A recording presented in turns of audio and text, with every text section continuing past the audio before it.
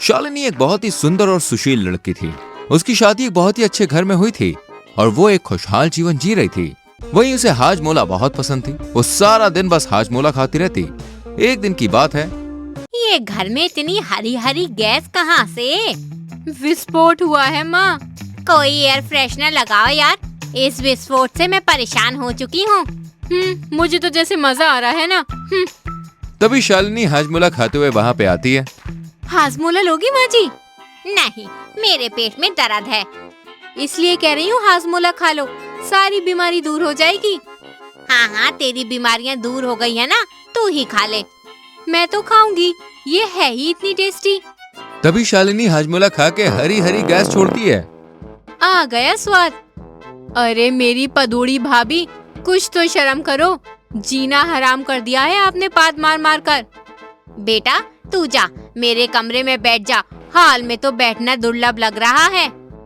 हाँ माँ जी, मैंने आपके सारे कपड़े अलमारी में सेट कर दिए हैं। आप अभी माँ के कमरे से आ रही हो? हाँ, क्यों? घर में कोई ऐसी जगह है जहाँ आप नहीं जाती? बाथरूम है ना बेटा। सही बात है, अगर बाथरूम में भाभी जाएंगी तो हमें घर में एक जगह बैठने में क्या ही दिक्कत होगी। कर लो मेरी बुराई माँ बेटी, मैं आज कुछ बनाऊंगी ही नहीं।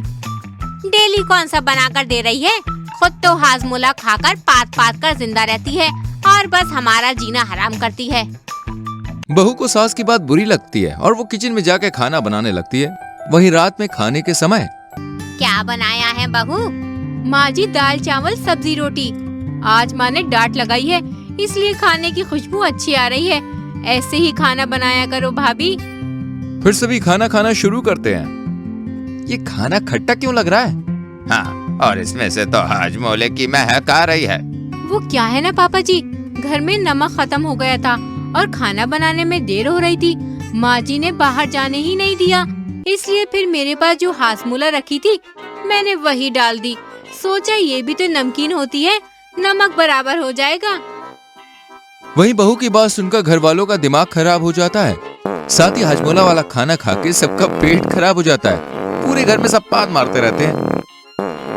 अभी तक तो घर में बस खुद पदोड़ी थी, अब सबको अपने जैसा बना दिया है। हाँ, आपको तो कभी मेरी चीज कोई राशि नहीं आ रही।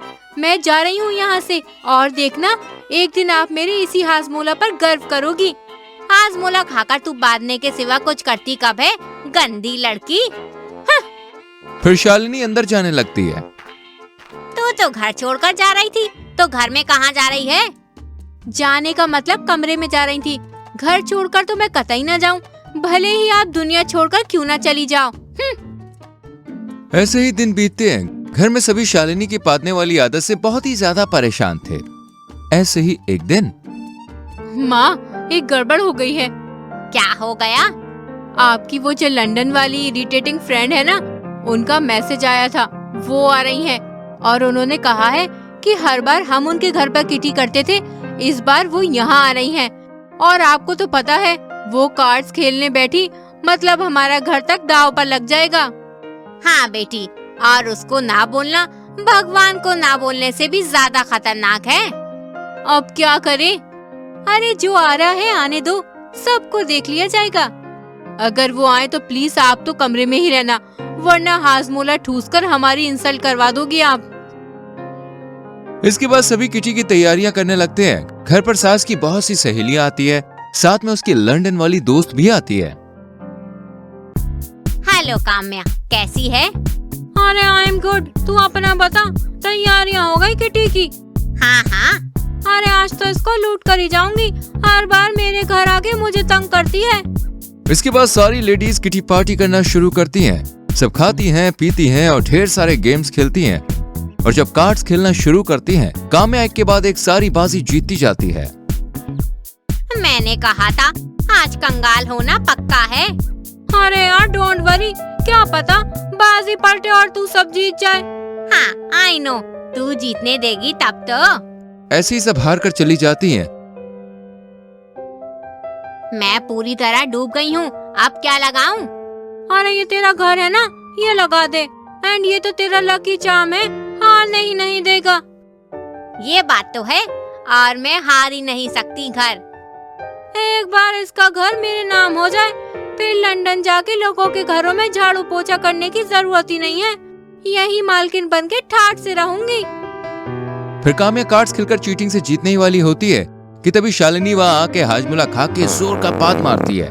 पाद की बदबू से शालिनी का दिमाग घूम जाता है और वो गलत कार्ड्स फेंक देती है। अरे वाह काम्या, तूने तो सही कहा था। देख मैं जीत गई। अरे ओ शिट शिट। इसके बाद सास अपना हारा हुआ सब कुछ वापस जीत जाती है। वही काम्या पाद की बदबू और हार से परेशान होकर वहाँ से भाग जाती है। पदोड़ी, कुछ तो अच्छा किया तूने। ले तेरे लिए गिफ्ट। सीमा बहुत ही सीधी और शांत थी। शादी के कुछ महीने बाद उसके पति का देहांत हो जाता है। सरला बाकी सास की तरह खड़ूस नहीं थी। वह हमेशा अपनी बहू का साथ देती और उसके पक्ष में बोलती। दादी सास सरला और सीमा दोनों पर शासन करती थी। सरला भी विधवा थी। एक दिन की बात है। माँ जी, मुझे आपसे कुछ कहना है। हाँ बोल बहू। माँ जी, मैं पेट से हूँ। क्या?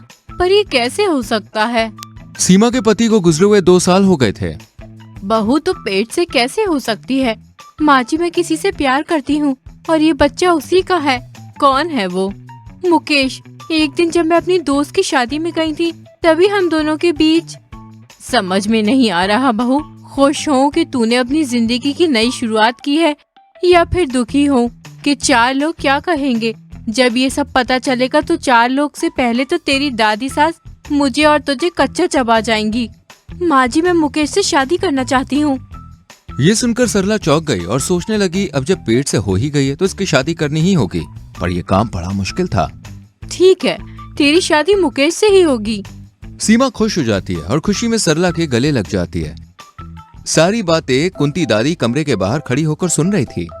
अरे करम चली, एक तो तू कहीं और मुंह काला करके आई है, ऊपर से महारानी को शादी भी करनी है और तू सरला इसका साथ देकर इसके पाप में भागीदारी भी बन रही है। और क्या करूं माँ जी, बेटे के जाने के बाद बेचारी ने सब कुछ त्याग दिया। अब इसकी जिंदगी में खुशी आई है तो क्यों ना हम सब इसका साथ दें। राम राम राम राम। ऐसा अनर्थ आज तक हमारे खानदान में नहीं हुआ है और मैं अब होने भी नहीं दूंगी। सीमा, तू अपना ये बच्चा गिरा दे और भूल जा अपने प्यार को। माँ जी, थोड़ा धीरे बोलिए, 4 लोग सुन लेंगे तो क्या कहेंगे। ये बात कुंती जोर से बोलती है, जिससे कमरे के बाहर जा रहे मोहल्ले की औरतें ये बातें सुन लेती हैं। अरे ये क्या सुनने को मिल गया? क्या मिला? अरे तू कुछ भी सुनती क्यों नहीं है? अच्छा, तुम लोगों ने जो सुना वो मुझे भी तो बताओ। और सरला की बहू पेट से है। क्या? हाँ, चलो इस खबर को पूरे मोहल्ले में फैलाते हैं। अरे यही तो हमारा काम है। फिर वो तीनों इस बात को पूरे मोहल्ले में फैला देती हैं और धीरे धीरे करके सबको पता चल जाता है। चलो ये काम तो हो गया, लेकिन मुझे खुशी नहीं हो रही है। अब नाच कर खुश होगी क्या? अरे अच्छा आइडिया है, चलो हम सब डांस करते हैं, खुशी दोगुनी हो जाएगी और सरला की बदनामी भी। मैं गाना बजाती हूँ। हर देने वाला जब भी देता देता चप्पड़ फाड़ के, कितनी कितनी कितना कितनी कितनी कितना। अरे कितना सही गाना लगाया है तूने। चलो नाचने के बाद सरला के घर चलते हैं, उसको थोड़ा जलील करेंगे, मजा आएगा। फिर तीनों सरला के घर जाती हैं। कहाँ हो अम्मा? अरे ओ अम्मा, कहाँ हो? कौन है जो अपना गला फाड़ रहा है? अरे बाहर तो आओ पहले। तुम तीनों यहाँ क्या कर रही हो? अरे मिठाई खाने आए हैं। तभी सरला और सीमा भी बाहर आते हैं। क्या बात है, आप सब यहाँ?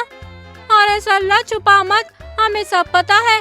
तेरी बहू तेरे बेटे के मरने के 2 साल बाद पेट से है। ये कुदरत का करिश्मा ही तो है। ऐसा ये औरत जानबूझकर कहती है। तुम लोग कुछ भी आकर बोलोगे, जाओ यहाँ से। अरे हम कुछ भी नहीं बोल रहे हैं अम्मा, तुम भी अच्छे से जानती हो। और नहीं तो क्या, तुम्हारी बहू सरला भी तुम्हारे बेटे के जाने के 2 महीने बाद पेट से हुई थी, लेकिन सीमा तो 2 साल बाद। अम्मा, तुम्हारे खानदान में कोई खोट है क्या, जिसको देखो पति के जाने के बाद गुल खिला रही है? अरे चुप हो जाओ नासपीटो, हमें जलील करने यहाँ आए हो क्या? सही तो कह रही है, इस बात पे तो मैंने ध्यान ही नहीं दिया। इसलिए ये सरला इस कलमुही का साथ दे रही है, क्योंकि इसने भी यही किया था। माँ जी, आप ये क्या कह रही है? चुप हो जा, एकदम सही कह रही हूँ। तुम दोनों सास बहू अभी के अभी निकलो मेरे घर से। सरला को तो पहले ही निकाल देना चाहिए था मुझे।